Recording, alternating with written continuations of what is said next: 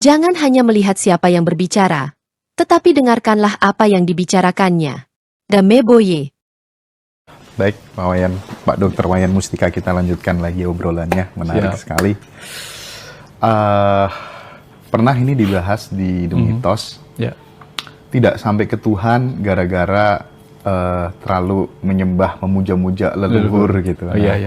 Menurut Pak Wayan, ini perlu dikasih perspektif gitu ya, karena teman-teman bingung gitu, dikit-dikit leluhur itu penting mana leluhur sama Tuhan gitu kan, juga leluhur itu apa gitu, perlu dikasih perspektif. Monggo. Iya. Pertama gini Mas, kalau saya nanti ke Jawa, ke Boyolali, minta izin nanti ada yang jemput nggak saya di sana Mas? Ada dong. Karena saya belum pernah ke Boyolali. Iya. Nanti ada yang jemput, berarti mudah-mudahan yang jemput juga kenal saya ya. Atau setidak-tidaknya saya Pernah kenal lihat dia. gitu ya. Kalau enggak saya pasti kebingungan. Jadi di alam Boyolali aja saya bisa bingung kalau yang jemput nggak saya kenal dan tidak kenal saya. Iya. Apalagi ketika pergi ke alam kematian, kita mau ketemu Tuhan yang tidak kita kenali, betul nggak ya? Ya, Tuhan mungkin kenal kita, tapi kita nggak kenal Tuhan yang mana kira-kira. Sekarang aja kalau kita bicara, oh saya kemarin ketemu Tuhan, dibilang halu kan? Iya. Nah, nanti kalau kita bilang, nanti kalau kita meninggal ketemu Tuhan, imajinasi kita tentang Tuhan seperti apa, Mas? Gitu. Sehingga paling gampang itu adalah kita bertemu dengan sosok ya, yang di dalamnya ada Tuhan, tetapi memakai tubuh energi yang pernah kita kenali sosoknya, yaitu para leluhur kita.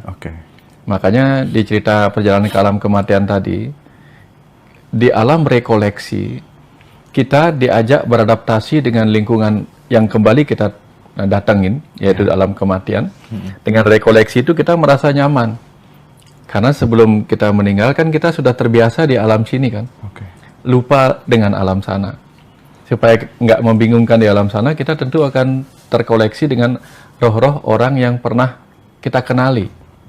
Nah, termasuk roh leluhur kita, yang nanti akan membimbing kita ketemu di sana dengan siapa yang kita mau temui, gitu misalnya.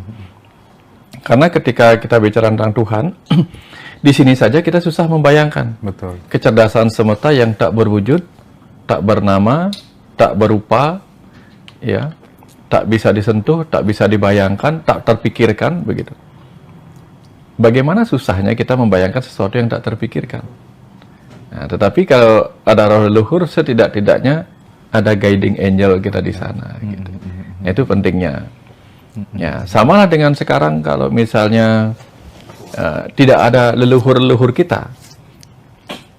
Leluhur kita yang pernah mewariskan kita budaya Nusantara, rumah-rumah kita.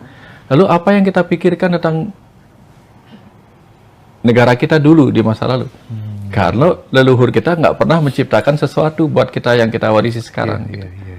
Nah, setidak-tidaknya leluhur kita, paling tidak ibu kita, bapak kita, kakek kita, nenek kita, pernah mewariskan ingatan dalam diri kita berupa wujud mereka, foto mereka. Nanti kan ketemu di alam sana jadi ingat kita kan. Oh, ini yang pernah menemui saya. Ya, sama dengan saya tadi sampai di sini. Saya nggak tahu kamarnya Mas Hendra di mana, tapi ketemu Mas di bawah, masih ingat, oh ini Masnya. Gitu. Nah, ada yang ngantar ke sini. Kira-kira fungsi roh leluhur seperti itu. Siap. Tapi tidak semua roh yang sudah meninggal itu disebut roh leluhur. Artinya yang dalam kata penting ya, leluhur itu kan artinya luhur-luhur. Tidak semua roh yang meninggal itu roh leluhur. Karena kalau dia masih gentayangan, berarti kan dia nggak luhur. Roh leluhur itu artinya roh yang sudah mateng secara kesadaran, sudah luhur lah. Luhur itu kan artinya atas. Jadi kalau dia sudah memiliki kesadaran di atas roh-roh biasa, baru disebut roh leluhur. Nah, kalau kita masih hidupnya aja sudah nggak beres gitu, nggak mungkin nanti jadi roh leluhur. Paling jadi roh orang mati aja ya, tapi belum leluhur gitu. Kira-kira seperti itu. Bagaimana sih Pak Wayan caranya leluhur-leluhur yang sudah mateng rohnya itu membimbing anak cucunya gitu? Caranya memberikan bimbingan itu seperti apa gitu Pak Wayan ya? Karena banyak sahabatku itu yang sebenarnya ketika mau mengalami hal-hal yang buruk atau apa begitu selalu dikasih tanda-tanda gitu ya. Biasanya yang paling banyak tuh lewat mimpi gitu. Ya. Nah, apakah itu juga ada sedikit banyak peran dari leluhur yang senantiasa menjangkung dirinya atau bagaimana? Nah, cara leluhur melindungi kita, membimbing kita kan melalui 3 hal. Yeah. Melalui tubuh, melalui pikiran, melalui roh kita. Oke. Melalui tubuh, dia menyimpan cara membimbing itu, menyimpan cara perlindungan itu melalui DNA kita. DNA. Ya, sehingga dalam ingatan-ingatan DNA kita tahu virus ini berbahaya, maka kita bersin kalau udaranya kotor. Makanan ini bisa berbahaya loh bagi kesehatanmu, maka di DNA kita ada ingatan untuk membuang makanan yang mengandung kotoran ini, bakteri ini, karena berbahaya bagi kita.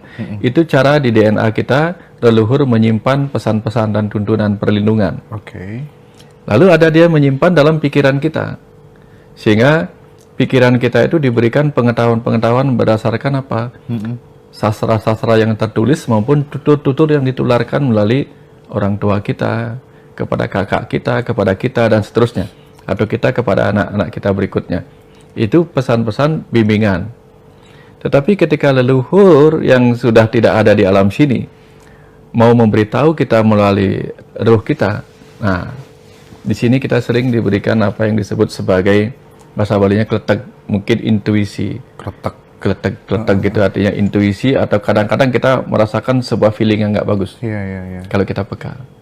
Kadang-kadang kita merasa akan terjadi sesuatu. Gitu. Nah, tinggal kita dengan kecerdasan kita menggali, ini pesan leluhur apa siapa gitu. Nah, itu cara kita untuk berkomunikasi dengan leluhur kita. Jadi bisa berkomunikasi dengan tubuh kita, melalui tubuh kita. Kalau rasanya kok saya nggak nyaman rasanya kalau makan ini ya, berarti leluhur kita mengingatkan jangan makan ini. Dulu kalau kamu banyak makan daging, kematianmu karena kebanyakan kolesterol gitu misalnya. Sekarang jadi nggak kepingin gitu. Terus bagaimana dengan orang yang sekarang suka makan daging? Diingatkan juga dulu kamu kekurangan gizi. Sekarang banyak-banyak makan protein gitu misalnya. Nah, diingatkan cara begitu. Kita harus peka membaca tubuh kita, membaca pikiran kita. Kalau ada orang menasihati kita, jangan-jangan itu nasihat leluhur dulu. Yang dulu nggak kita dengerin, sekarang harus kita dengerin. Dari siapapun datangnya. Nah, jangan-jangan itu titipan. Ini kita harus pakai, berandai-andai. Siapa tahu, lewat orang ini, leluhur sedang menitipkan pesan pengetahuan kepada kita.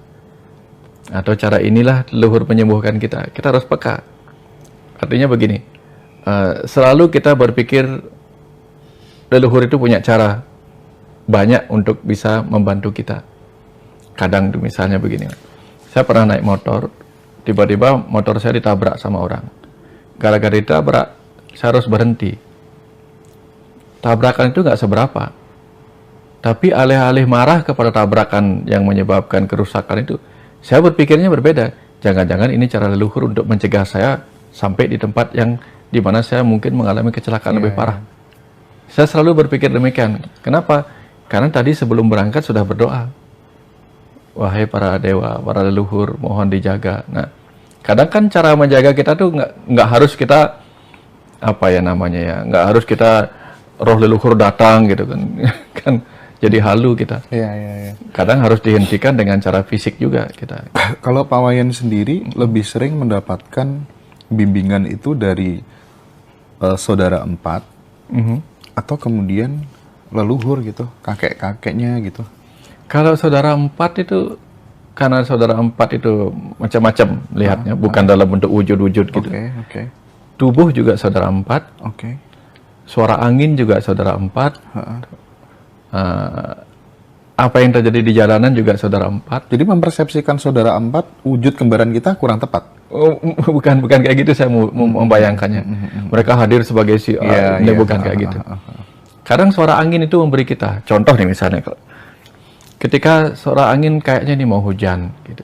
Nah, itu anggap aja saudara empat sebagai angin sedang memberitahu kita untuk bersiap-siap. Kabar gitu ya. Atau ketika misalnya ada perasaan nggak nyaman di tubuh kita, kok kayaknya saya mau masuk angin ini. Berarti kondisi saya lagi drop nih. Berarti saya harus hati-hati dengan apa yang saya makan, saya minum, dan sebagainya. Kita harus peka melihatnya, bukan seperti melihat saudara empat itu seperti makhluk-makhluk begitu, bukan. Iya. Ya. Ya, bagaimana dengan leluhur kalau memberitahu saya? Biasanya saya diberitahunya kalau lagi ngobrol begini. Contoh misalnya, Mas Hendra ngomong sama saya atau ngobrol sama saya, tiba-tiba saya bisa mendapatkan pengetahuan yang saya tidak pikirkan sebelumnya. Karena ada keterlibatan kecerdasan lain yang memberitahu. Jadinya saya kaget. Ini hal baru nih, saya harus catat dulu gitu. Iya.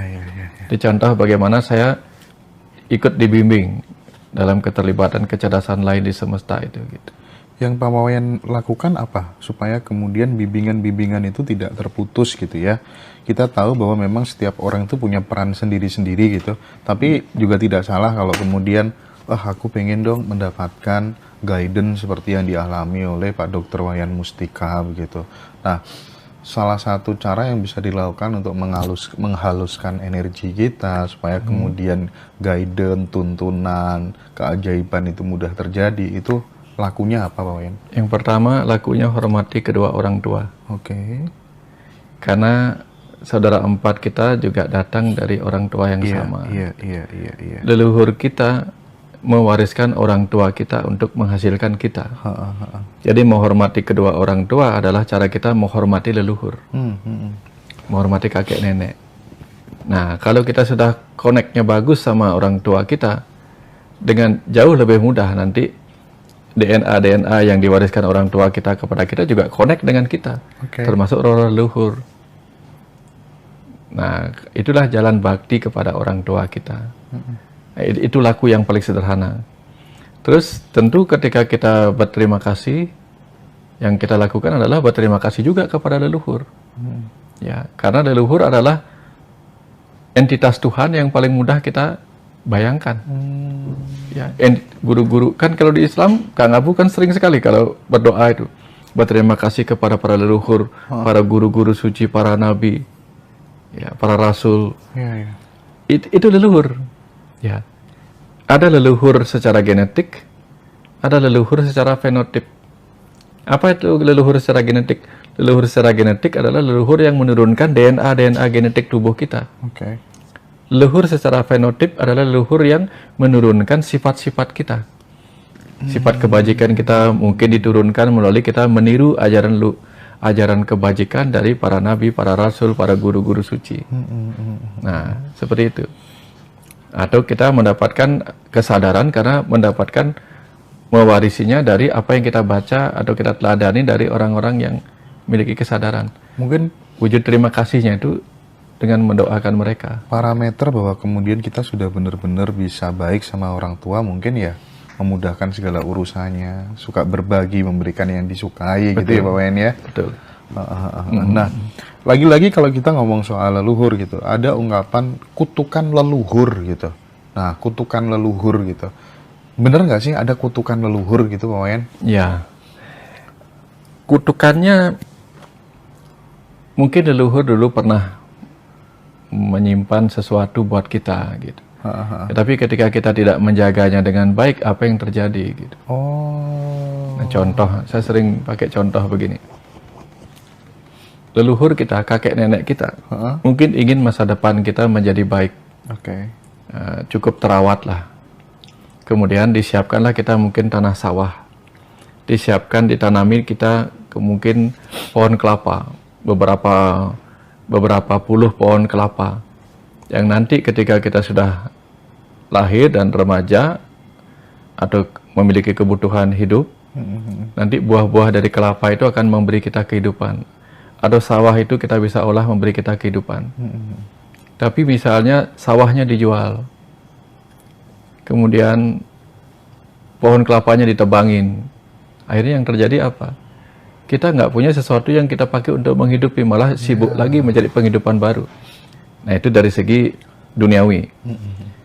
Leluhur juga mewariskan kita kebudayaan. Apa tujuan leluhur mewariskan kita kebudayaan? Karena para leluhur dulu, budaya kan hasil akal budi. Itu pasti bermanfaat bagi kita sekarang. Kalau nggak kita rawat, hancur kita. Nah, orang Bali menyadari hal itu. Maka dia merawat adat budayanya. tradisinya, seninya. Dan apa yang terjadi ketika mereka merawatnya? Pariwisata datang ke sini. Iya. Ya enggak? Coba kalau misalnya Bali tidak merawat semua itu. Hilang kekayaan adat istiadat tradisi itu. Apa yang dicari orang ke sini? Karena pantai yang indah ada di mana-mana.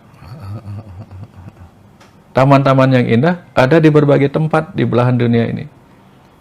Ya, pulau-pulau yang indah ada lebih banyak lagi di sini. Tapi apa yang indah yang dimiliki Bali yang tidak ada di tempat lain? Adat dan tradisi. Adat dan tradisi. Itu yang diwariskan leluhur. Kalau itu dihilangkan, apa yang terjadi? Iya, betul. Bayangkan kalau di Jawa tradisinya dijaga. Di Sumatera, di Kalimantan, semua tradisi dijaga. Yang tidak ada di tempat-tempat lain. Nah, orang kan suka mencari sesuatu yang dia tidak punya. Orang negara lain akan pergi ke Indonesia, pergi ke Nusantara, mencari apa yang dia nggak punya. Itu bisa dijual dalam bentuk atraksi yang menghasilkan kehidupan ekonomi, betul nggak? Iya. Nah, warisan itu yang kita kurang jaga. Nah, pada saat terjadi COVID, Ya, Wayan, ya. apakah kemudian menjaga warisan leluhur dengan upacara segala macam itu berkurang di Bali? Malah yang biasanya tidak ada dilakukan. Oh gitu. Contoh misalnya, karena pandemi COVID kemarin, ada upacara yang dulu tidak pernah dilakukan, karena tidak ada pandemi, dilakukan dalam bentuk upacara untuk mengatasi pandemi. Ya, ada istilahnya upacara nangluk merana gitu. Ada lagi upacara yang namanya, saya lupa namanya itu. Ketika kita diserang pandemi itu ada upacaranya itu. Menetralisir kembali energi-energi di alam semesta. Karena gini, ketika kita tidak bisa mengolah materinya berupa virus-virus itu, kita bisa mengolah energinya, atau kita bisa mengolah kecerdasannya. Energi apa yang kita bisa olah? Setidak-tidaknya energi semangat hidup kita. Oh, Kuta itu sepi, Mas. Sekarang Mas Hendra bisa lihat jalan Bagong Sari ini ramai malam-malam. Yeah. Pas pandemi itu jam 7 malam itu sudah kayak jam 1 dini hari. Mati total. Iya, saya keliling Bali kok waktu itu. Iya, benar-benar kan Mas Hendra. Jauh sekali bedanya. Tetapi apa yang terjadi kemudian? Kita melihat dengan sudut yang berbeda. Oh, ini harus kita jaga. Bahwa apa? Bali tidak bisa mengandalkan pariwisata. Harus mengandalkan sesuatu yang lain, yaitu agraris kita. Gitu. Oh. Ya. Seperti itu, Mas. Ini hanya jeda sesaat saja. Baik. Ya. Jadi itu tentang apa tuh namanya, kutukan leluhur, tentang eksistensi leluhur gitu. Karena banyak yang bertanyakan, jangan-jangan kita nanti nggak sampai ke Tuhan, gara-gara mentok di tataran leluhur aja gitu kan ya. Orang leluhur nanti kan juga mau ke Tuhan. Nah.